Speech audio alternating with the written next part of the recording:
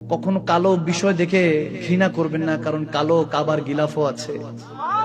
খুব ফর্সা দেখে সাদা দেখে খুব ভালোবাসেন না, কারণ আবার ভয়ঙ্কর সাদা কাফনের কাপড়ও আছে।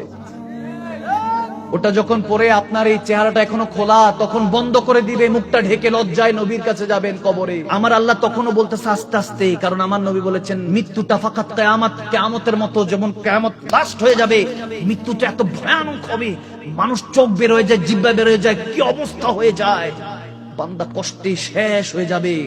যাদের জন্য এত করেছে সব শেষ, সব শেষ। এখন বান্দাকে প্যাকেটিং করতেছে, দিয়ে দেবে গর্তের মধ্যে। যখন এরকম আল্লাহ বলে আস্তে আস্তে আস্তে আস্তে ব্যবস্থা করেছে, প্যাসেঞ্জার তো একজন কিন্তু ড্রাইভার চারজন।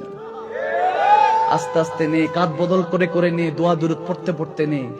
দেখেন কত বড় ইজ্জত মালিক দিচ্ছে আপনাকে। মৃত্যু দেখেন, শেষটা বুঝে দেন, শুরুটা বুঝে এসে যাবে।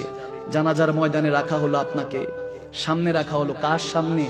যাদের সাথে একসাথে ঈদুল ফিতর, সালাতুত তারাবি পড়তেন, নামাজ পড়তেন, তাদের সামনে, মন্ত্রী মিনিস্টারের সামনে, যত রকমই হোক, আজকে কেউ আপনার সামনে নাই।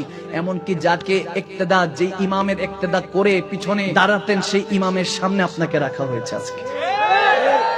আল্লাহ, কত ইজ্জত মালিক। কাদের কাছে যান? এই মুহূর্তে গিয়ে বলেন যে একটু দরকার, মাহফিলে একটু হাদিয়া দেন, এই করেন, একটু বিপদে আছি সহযোগিতা করেন, আপনাকে বলবেন বিরক্ত হবে, কালকে আসো। এ হলো দুনিয়ার মানুষ। আর আমার আল্লাহ বিরক্ত হয়, বান্দা আমার কাছে চায় না কেন? আল্লাহু আকবার বলবেন না? জানাজার মাঠে আপনি সবাই সামনে, সবাই আপনাকে নিয়ে জানাজার মাঠে সালাত আদায় করলো, আপনাকে সুন্দর করে আস্তে আস্তে আস্তে আস্তে একজন ধরে ধরে মাটিতে যখন রাখলো, একবারে দাফন করে দেয় না, বাঁশ রেখেছে, আস্তে আস্তে মাটি দিয়েছে। আর যখন বান্দা রাখতেছে মিল্লাতে রাসূল, সুবহানাল্লাহ, আল্লাহ বলতেছে বান্দা টেনশন করিস না, যে দুনিয়ার মানুষদের জন্য কষ্ট পেয়েছিস, যারা কষ্ট দিয়েছে, তোরা কষ্ট দিয়ে তোকে বিদায় করেছে, টেনশন করিস না, কোনো টেনশন করিস না। তুই যখন দুনিয়া ছাড়বি, তোকে মেহমানে আলা বানিয়ে তারপর কবরে দিব, কবরও তুই টেনশন করিস না যে একা অন্ধকার কবরে কেমনে থাকবি। আমার নবী রাহমাতুল লিল আলামিন তোকে রিসিভ করতে আসবে। আমার নবী বলবে টেনশন নিস না উম্মত, আজকে বস, মান রাব্বুকা মা দীনুক মা কুনতা তাকুলু ফি হাক্কি হাযা রাজুলিন মুহাম্মাদি। তিনটা প্রশ্ন মুনকার নাকির যখন করতে থাকবে, তখন আপনি ঘাবড়ে থাকবেন যে আজরাইল আলাইহিস সালামের চেহারা দেখে আপনি খৌফে শেষ হয়ে গিয়েছিলেন, এখন ভয়ে আপনি আতঙ্কিত, কেউ নাই কেউ নাই, অন্ধকার কবরে কি করব কি করব। তখন দেখবেন আমার রাহমাতুল লিল আলামিন নবীর চেহারা মুবারকের কারণে কবরটা নুরানি হয়ে যাবে। যদি আজকের এই মাহফিল থেকে হেদায়েত নিয়ে উঠতে পারেন, নিজের সাথে নিজে ওয়াদা করে উঠতে পারেন যে আজকে আল্লাহ আল্লাহর রাসূলের পথে, আমার মালিক ও মুখতারের পথে, আমার নবীর পথে, আল্লাহর পথে চলবো, যদি ইরাদা করে বসতে পারেন, আল্লাহর ইজ্জতের কসম করে বলে দিয়ে যাচ্ছি, আমি মাকদুম সালমাদানি, যেই আল্লাহর কবজায় আমার রূহ আছে, যিনি এই মুহূর্তে চাইলে আজরাইল আলাইহিস সালামকে পাঠিয়ে আমার রূহকে কবজ করতে পারেন, সেই রব্বে কারীমের ইজ্জতের কসম করে দিয়ে বলে যাচ্ছি, যখন কবরে যাবেন আপনি মুনকার নাকিরের প্রশ্নে ভয় পাবেন।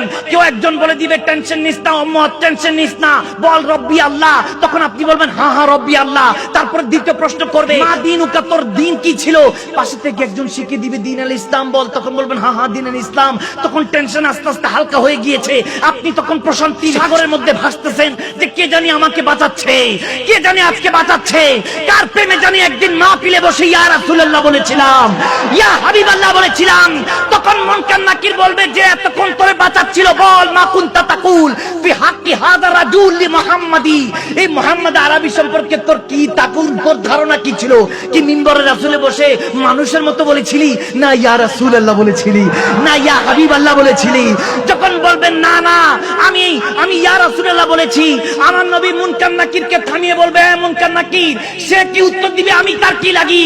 সে আল্লাহর নামাজ ছাড়ে নাই, আমি নবীর দ্বীন ছাড়ে নাই, আমি নবীর আহলে বায়াত সাহাবাদের আদর্শ ছাড়ে নাই, ওলি আল্লাহদের পথে চলেছে আমি নবীকে পাওয়ার জন্য, দেখার জন্য। আজকে আমি নবী নিজে বলতেছি, সে কি বলবে? আমি তার কি লাগে? আমি বলতেছি আমার গোলাম হয়, আশিক হয়, উম্মত হয়, তাকে বেহেশতের নেয়ামত দিয়ে দিয়েছি।